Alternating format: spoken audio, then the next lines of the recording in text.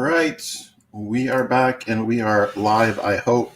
So if you're on LinkedIn, if you could just drop me a comment, something that lets me know we are live and LinkedIn is not broken. Somehow they haven't gotten my feature request built yet, which is some sort of confirmation that we are live beyond having a mobile device in my hand and looking down at the beginning of my show, which is a terrible look, but I think is working, but I still can't really tell. Oh, there we go. All right, so I am live. Sweet. So I do this every Tuesday, 12 o'clock. So I think this is a great opportunity for folks that are looking for work and are trying to get a first opportunity as a software engineer. Awesome. So I'm seeing people leave messages. Great. That helps. Hey, Samita, Jose, Henry, Margaret, good to see y'all on the broadcast. Eric, thank you, sir. So every Tuesday, spend a little while answering questions from the general population. Anything that you think might be a question or concern you have regarding how to land your first job in a technical role. So my background, I've been writing software for quite some time, and I've helped lots of people not only get ready for an entry-level role, but I've hired lots of software engineers. And so I can kind of give you some of the tips and tricks I think that would be most helpful throughout that job search. So Etienne, what are you doing in Hawaii? Oh my goodness. Hello, Etienne. How are you getting to be in Hawaii while in San Diego we were suffering from the blizzard of October 27th? We woke up this morning, it was 65 and everyone was on bundle up in jacket mode on today's stand-up call. So I'm envious of Hawaii.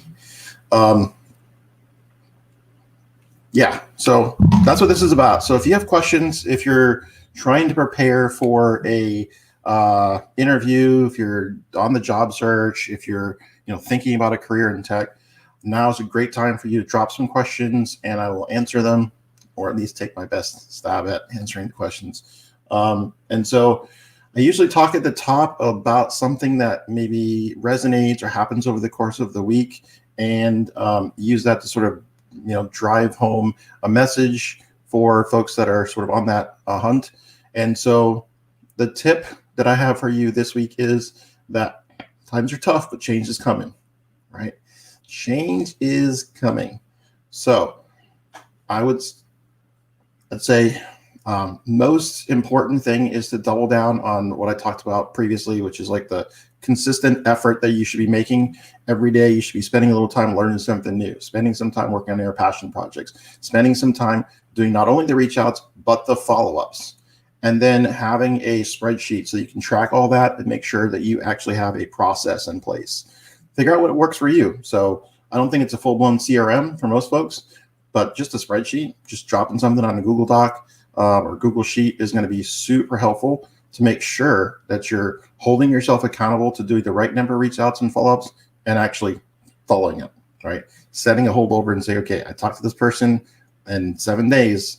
That's the day I need to follow up with this person again, or 4 days, 3 days, whatever it happens to be. So as you're starting to think about your questions, go ahead and drop them into the chat box. So on any of the platforms, I think we're streaming live on Facebook, on LinkedIn, on YouTube. We're also on Periscope, apparently still a thing, and Twitch, which I'm super excited about. It's going to make me internet famous. Hello, Alonzo. Great to see you. So please feel free to drop some messages in there, drop some questions. I love getting some feedback on whether or not this is helpful or not. That helps me to kind of determine how many more of these things am I going to do. Hopefully it's helping people at least shake off some of the cobwebs and get back to what works, right? And that process that I described of every single day having some tangible action steps that you're taking towards a role is going to be super helpful. Don't just jump on LeetCode and do some questions and think that you're going to be ready for an interview. It takes a lot more than that. And I think the easiest thing for you to demonstrate is not your algorithm proficiency, but instead just being able to communicate, a lot of those soft skills, being able to make sure you're following up with folks, and that you're working on things that show that you have the capacity to work in production, that you can, solve some problems, that you show passion and an interest in actually writing code. That's what people want to hire for. They want to hire people that work on passion projects, not the best, hardest working leak code, insert your code engine, Code Wars, a bunch of those other ones, right? So that's a great portion of being prepared, but that's not the whole ball game. So, so first question from Henry Frank, I'll throw it in here. Love this little tool. There you go. So say you have a language or framework that you've worked on for a bit, but you are sure that you don't want a job working with it. Should it go on your resume and help your resume, or should you leave it off because you already know you don't want to pursue it further? Yeah, so this is a great question. And this comes up a lot. It normally comes up around PHP for whatever reason. So a lot of folks are like, yeah, I did a lot of work in PHP or a lot of WordPress work. I really think I'm over it. Then I would suggest that you don't emphasize it on your resume. You may want to list it as one of the skills. And then I would say best to not make a big deal on your resume about it. So it might be good to at least keep it in the skills that you're capable of doing, because you at least want to have a conversation with folks. But if you really don't want to do PHP, then yeah, just leave it off. You're like, look, I'm over it. That's not to say people aren't going to still reach out and say, hey, are you interested in doing some work on X, Y, and Z platform?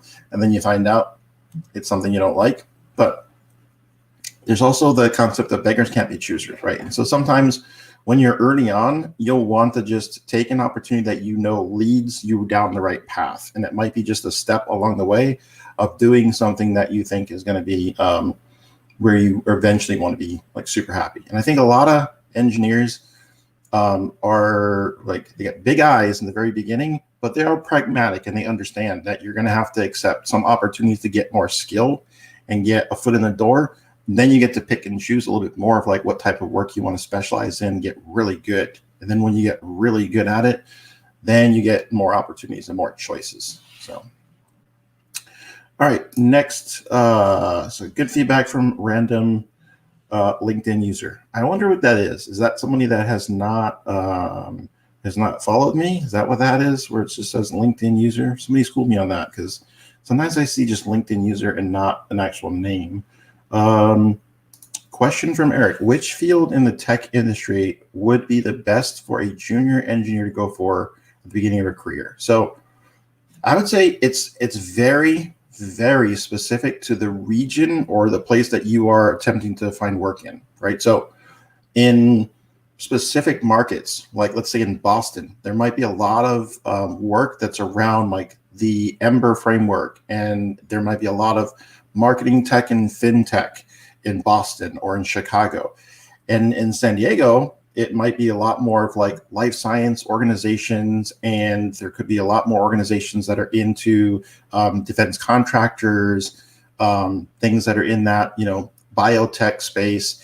It will really, really depend, right? So I would say at the beginning of your career, you want to go, number one, where you can get meaningful work that's going to give you reps, that's going to give you experience, and that way you can get paid to continue to learn.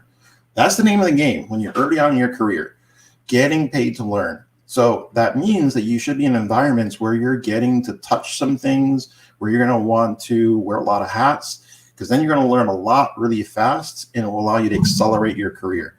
So a lot of folks, instead of thinking about how much you're going to make, and instead of thinking about like, is it a company that I know, or going with a smaller company that you may not know, I would look at the actual features of the opportunity and say, if I went to work for this company, would I get to touch lots of different parts of the product?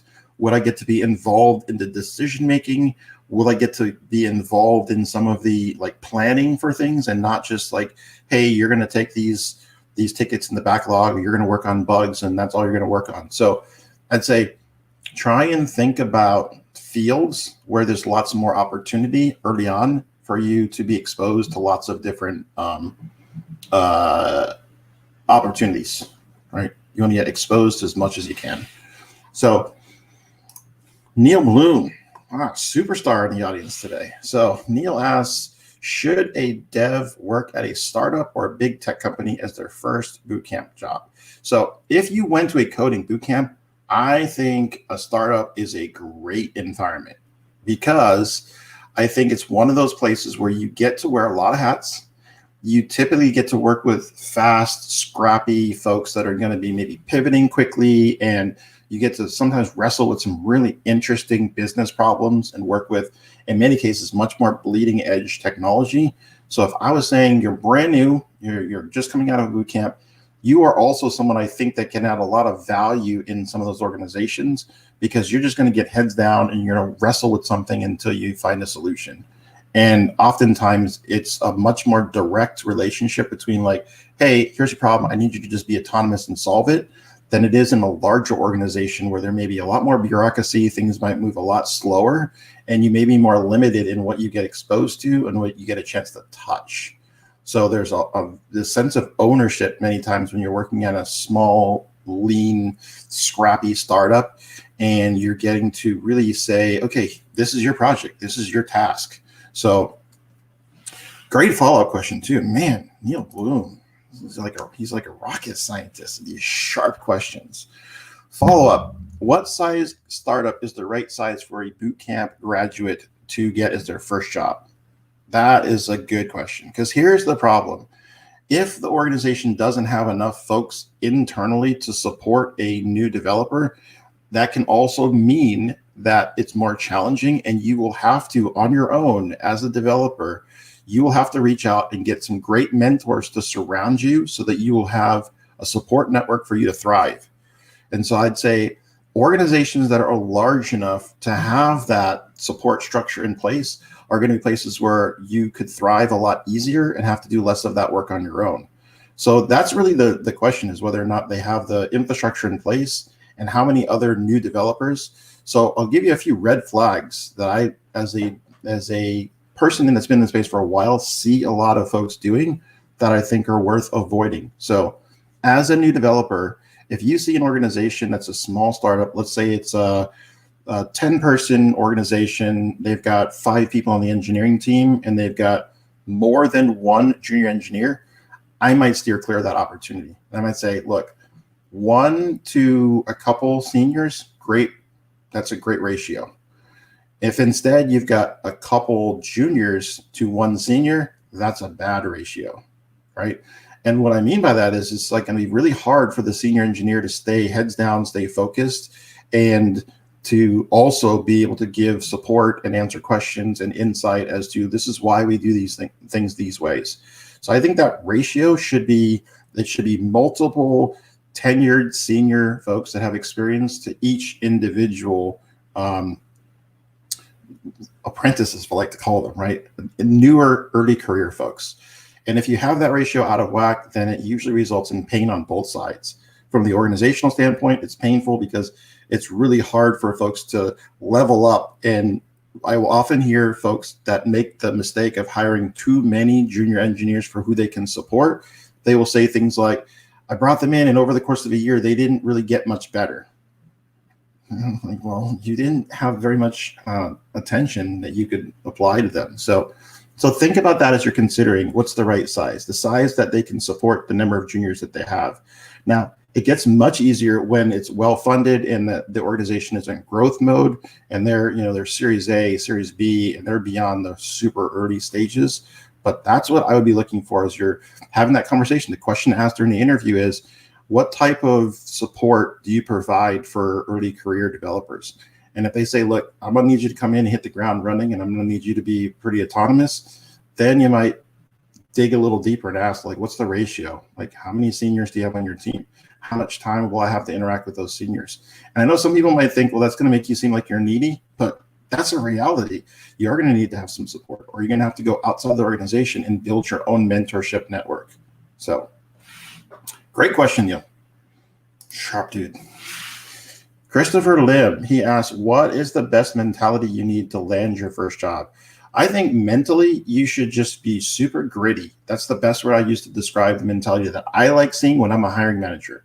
So if you can demonstrate grittiness, the ability to be diligent, if you're super resourceful, those are things that I think make you really, really attractive to a hiring manager. So think, when I respond during like a very behavioral based interview, you want to be expanding upon your capabilities in those areas. So you want to be talking about your capacity to prioritize and your capacity to determine what's the most urgent and important. And if you're not sure, getting the right feedback so you can be making the right decision to work on what adds the most value, right?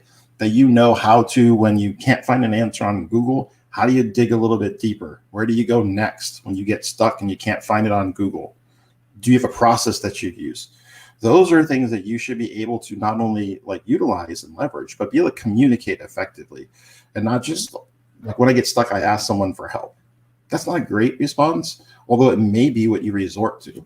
So you want to have some other arrows in your quiver if you can. But that mentality of being gritty is the number one thing that you'll need to land your first job, because that's going to allow you to do the follow-up and to not feel super. You might feel super awkward, like reaching back out to somebody when they didn't respond, because you think mentally like, oh man, I'm nagging this person.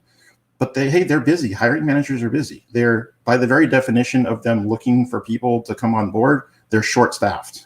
Right. So you shouldn't anticipate that they're just sitting around sipping margaritas or drinking beer off the tap saying, man, I wonder what it would be like to have some more folks in here. They're heads down trying to get stuff taken care of. So use that to give yourself the mental fortitude to know they're not ghosting you because they don't like you.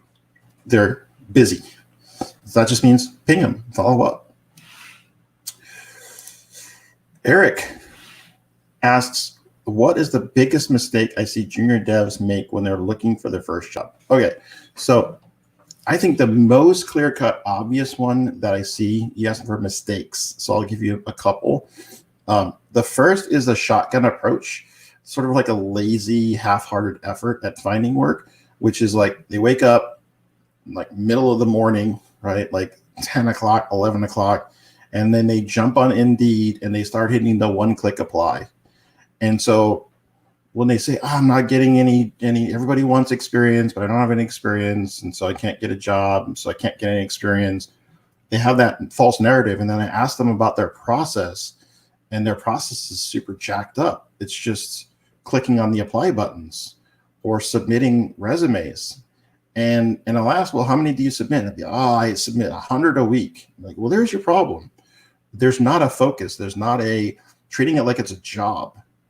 And if you treat it like it's a job and you apply for you research the company, spend a little bit of time figuring out what they do, you try and connect with people inside and find internal champions, and then you submit your resume and ask someone internally to say, hey, just so you know, I submitted my resume for this particular job.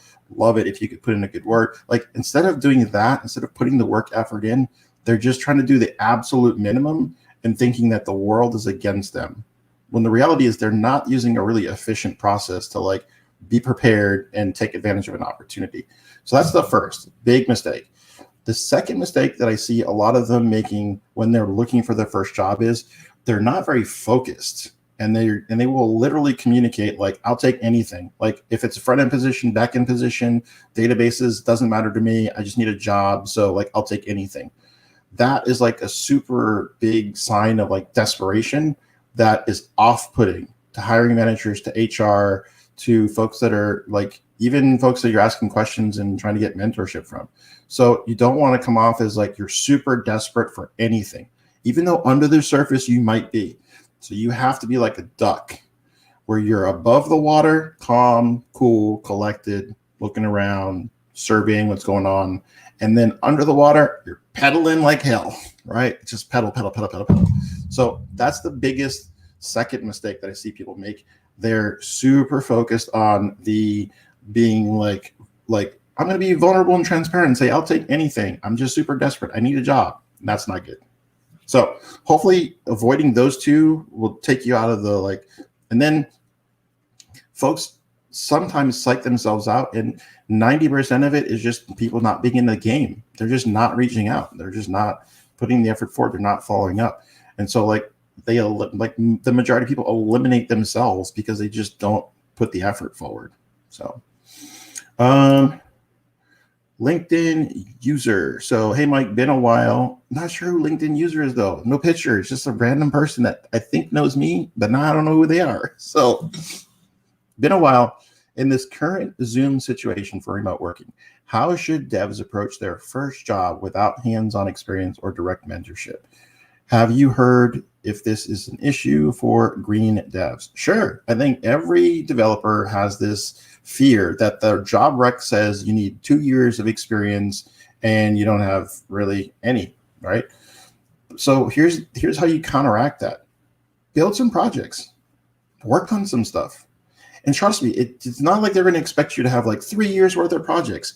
It could be a small project, but if it's something that you're super passionate about and you're super excited about, it will give you that opportunity to get a foot in the door, right? And that's all you're going to need, is to be able to have a few projects that can demonstrate your current skill set, what you're capable of doing, and your interest.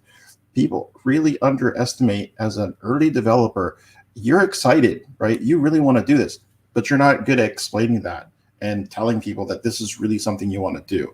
And it can't just be superficial, like, I really want a job in tech. I really want to work at Google, right? It's got to be more like, I absolutely love when I fire up my app and I bang on an API and I get results. And I don't get back a 403 error. Like, the way that makes me feel, it's phenomenal, right? You've got to be able to explain it in those kinds of terms. You've got to be able to nerd out with the hiring manager, because you're going to have technical folks you're talking to. And if you can nerd out with them and say, these are the parts I love about building software, about solving business problems, then you'll get through the process and they'll hire you. The next question they're going to have is like, okay, I know they get the passion. I know they get the grit, the determination. Where's their ceiling at? Do I have enough time as a hiring manager to ramp this person up on our business and on our tech stack? And how long do I think it will take before they're like super productive?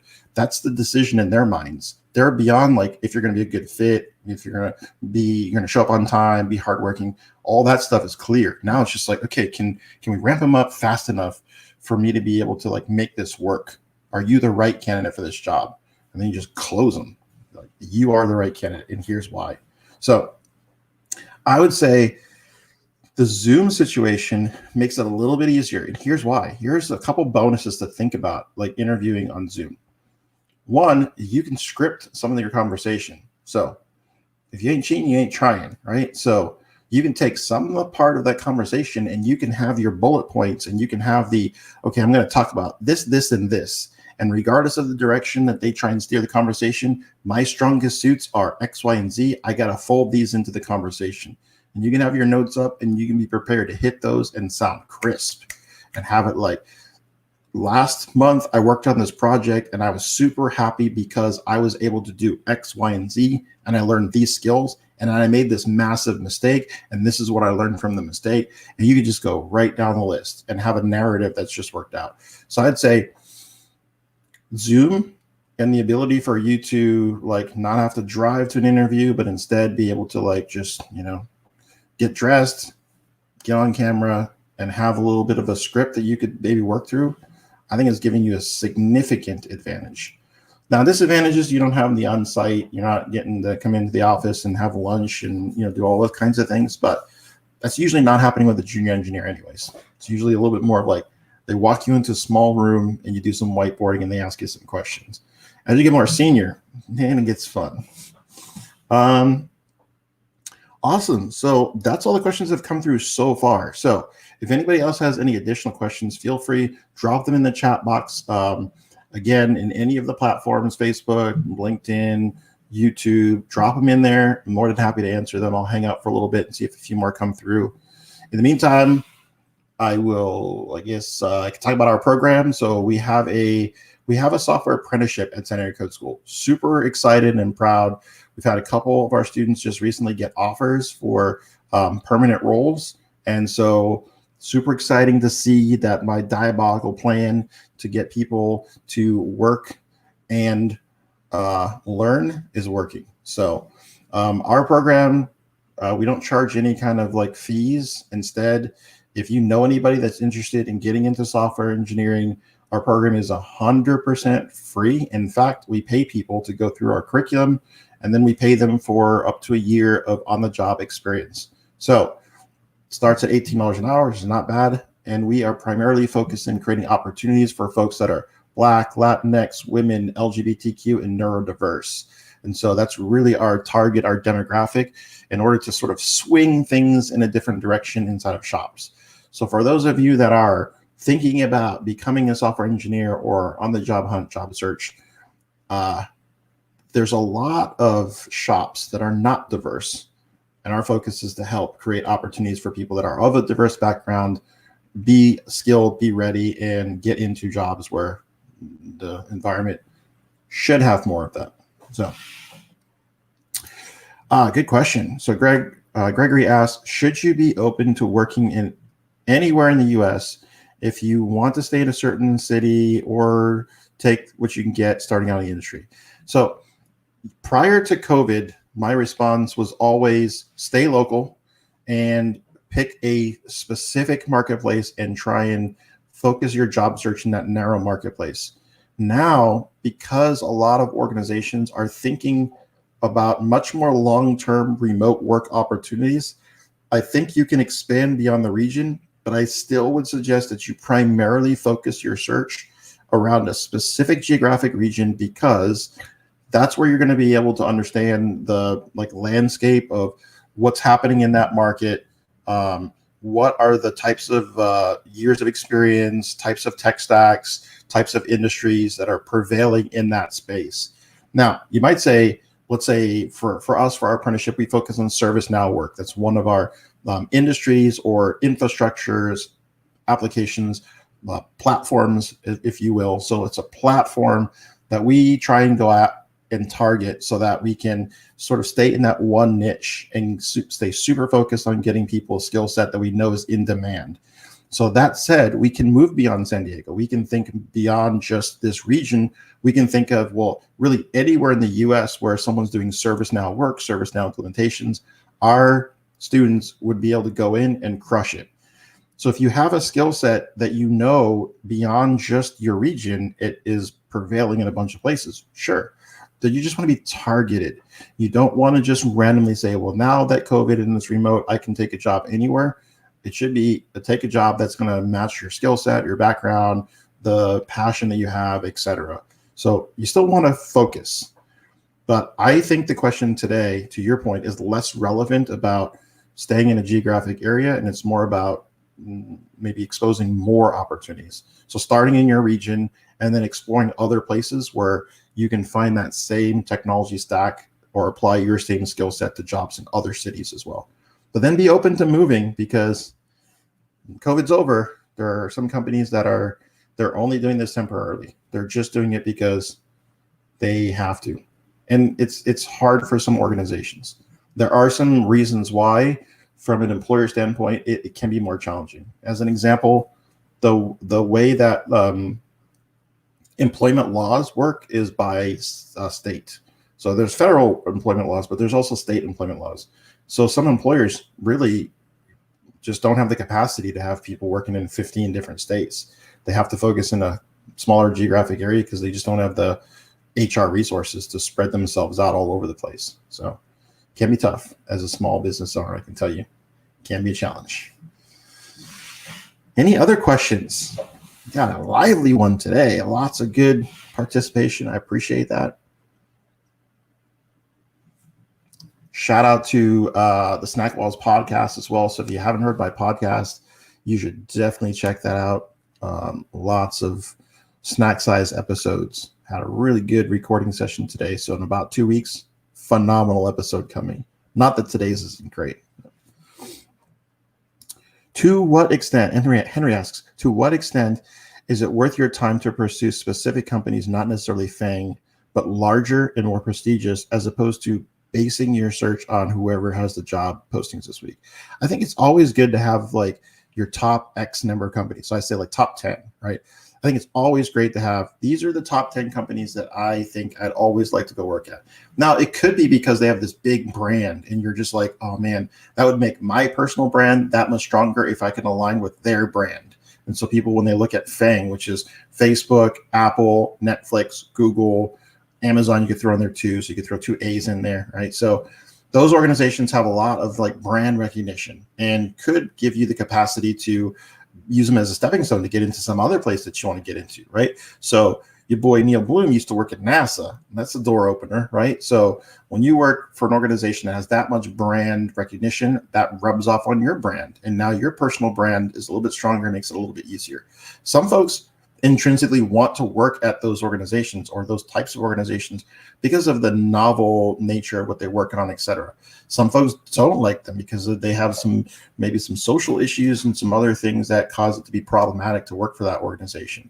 So I would say it is worth it to pursue specific companies if they're on that bucket list of like, hey, I'd really like to gotta go after something. So setting your eyes on those organizations, I think is good because it gives you that focus on like, okay, then you can go through the mechanics of what does it mean? I guess that means I have to try and maybe create and develop some more relationships with multiple individuals at that company. So I have more options to get into, the Google or to the Apple or to the Amazon. But as they say with like celebrities and like people that you might fawn after, be prepared that what you might think from the outside about an organization is not really what it's like as you start getting closer and as you start sort of going through the process. So it's okay for you as you're starting to gather this new information to make adjustments. You should. If you find out that, this is not really what I thought it was like, then use that and recognize those red flags and maybe adjust who you're going after, what you're looking for. It has to align with your personal values. And I think sometimes from the outside, a company might align with your values and they may be different than what your lived experience is when you are interacting with folks. So large prestige definitely has its advantages, but can also not give you some of the initial experience that might be on the other side. Always a good idea to people that are posting jobs to go after those because that's like the low-hanging fruit. But just remember, when you're seeing a job posting, so is everybody else. The best jobs are usually jobs where it's a recommendation, it's a network effect. The job is like a pocket job where they don't put it on the board. They just open it up internally. And so let me take a step back. A lot of times at a shop, when they finally decide, hey, we need to grow this team, we need to increase it, conversation happens at the C level, and the C level says, okay, you have a budget. Here's how many full-time employees you can hire. You can use outside agencies. You can use internal recruiters. Here's the framework through which you can make these hires. The first thing they will usually try and do, if it's a small number of hires, hey, we're hiring for one person UX, we're hiring for one person dev on front end, is they'll ask the internal team, hey, anybody know anybody that would be a good fit? We're looking to hire one person. And so right away, if you already had a network, you already had individuals, you might be one of the people that are like, hey, they're hiring. Here's a link. You should definitely apply, right? So that's how most jobs happen. They don't get posted. Because if the company can save $400 and they don't have to post it on Monster or Indeed, and they can just get a referral, people usually only refer people they trust. So it's way stronger than spending money to interview random people, random strangers, right? Versus friends of existing developers who they also think might work well together, right? So a lot of value in that. So think about that. The jobs that are posted might not nearly be as strong as the jobs that you're building a network that, to Henry's point, you're sort of putting on your radar and you're spending a little bit more time creating, some internal champions and some people that might be able to help you get into the organization. So awesome. Gregory asks, are coding competitions seen as beneficial thing to employers? So I think, are you referring to hackathons or hacker rank, things like that? If so, sure. I think there's some value in that can bring your resume up to the top of the stack and have someone take a closer look at it. I don't know that it's enough to move the needle for a brand new developer, right? For someone that's super junior, I think it's just one piece that might get some attention. So I wouldn't put all your eggs in one basket, and I wouldn't be I'm just going to go destroy at Hacker Rank, and I'm going to go to hackathons and try and win a bunch of hackathons. it may get you on the radar, but they're going to have to do a few other things in order to make sure you can close the deal, right? So not familiar with, you said Codevita.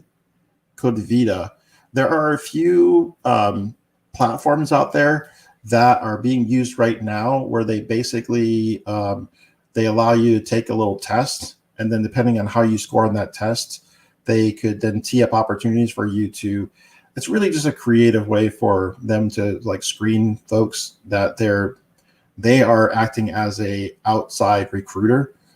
So I tend to not put too much emphasis on that because the percentages are not in your favor, right? That the tests are in many cases designed to be just weeders to see who might have a lot of experience in a particular skill set. And the vast majority of people are not going to get offers out of that. So I've tested a few. We've done a few trials and had some of our graduates go onto the platform and test them. And folks that I expected to do well on their test didn't do well. And folks that did do well, it was kind of surprising. And so it wasn't as consistent as who I knew were the better candidates. So it wasn't a great experience from our standpoint. And even the ones that got through the first round and got to the second round, it still didn't result in job offers. So it's just one path. I wouldn't say it's going to be one that's a high yield. So I'd say, if it's not that much of your time to do it, great. But I wouldn't just seek out only that and just use that and live off of just that source, because I don't think it's going to work for most folks. What else? And again, I don't know that specific platform, but it sounds like that's one of several that have that sort of like, that's their mechanism, I guess you'd call it. Create a really difficult, or I don't want to say difficult, it's challenging to fit because the questions are usually designed and they are biased towards a very specific skill set and experience. All right, so next question is negotiating salary as a new dev at a startup company versus a large organization. There'll be a lot more flexibility at a startup organization than a large organization. Most large organizations have salary bands and they have very specific and strict criteria that they can use to make offers. And so for them to make an offer outside of that, there has to be some like mitigating circumstance. And it's largely because they don't want to get sued, right? So you can't necessarily, as just an entry-level software engineer, negotiate as much as you might be able to negotiate at a small, scrappy startup, because they don't have as much of a track record of like X number of people that they've hired in this position at this particular dollar amount. But once you get into a large organization, they have hired lots and lots of people, and so they have to stay within salary bands or they could get in super huge trouble. So your ability to negotiate a higher salary is probably easier to do at a smaller organization where there's not as many people that have been historically hired.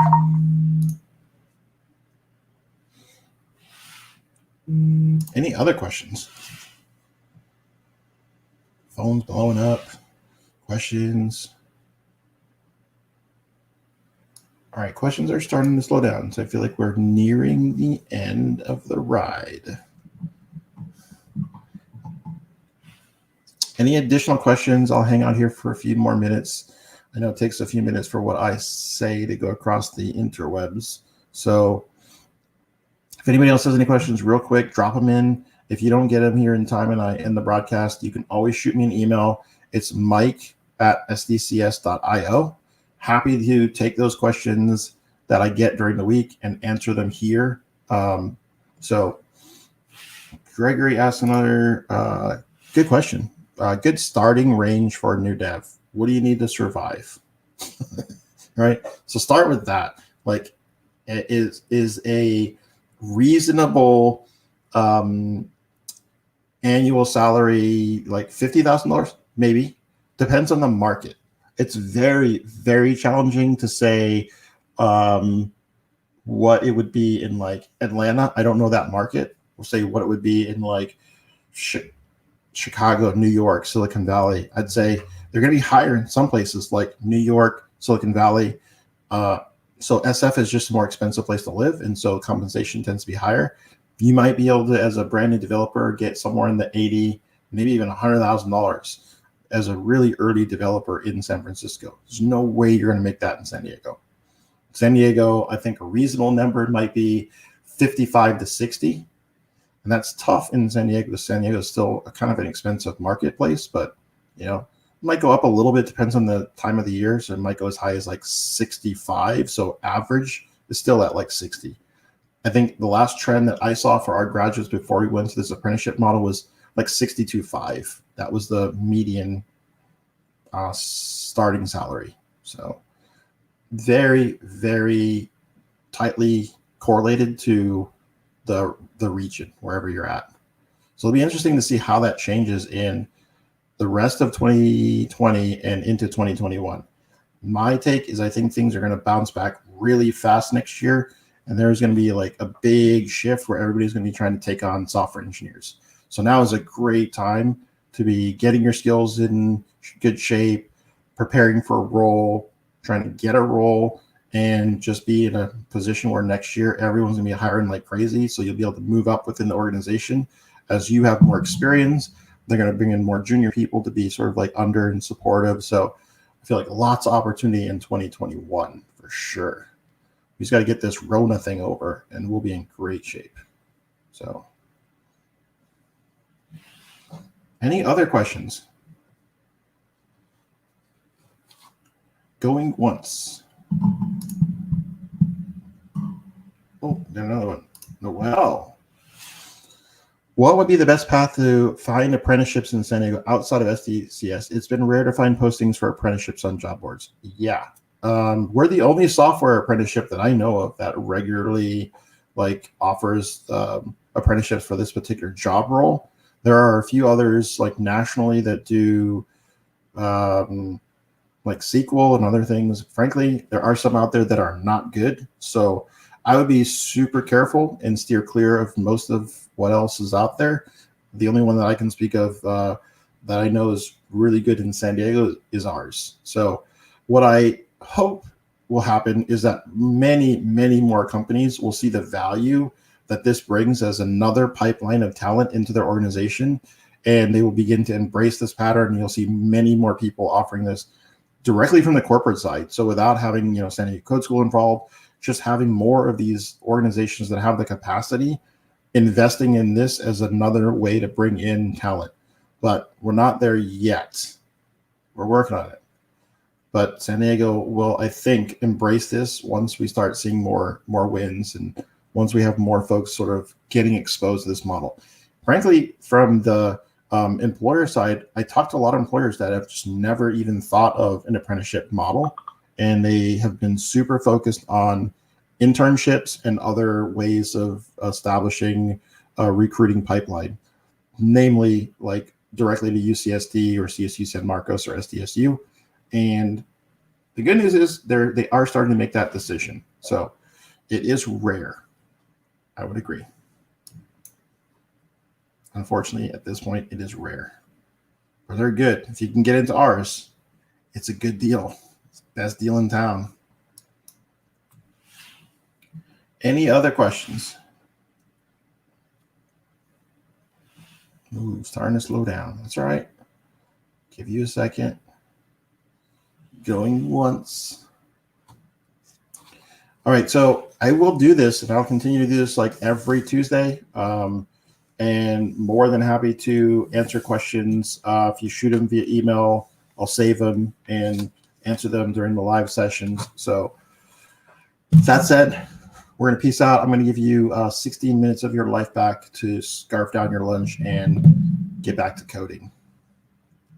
Always be coding. Always be coding. Peace.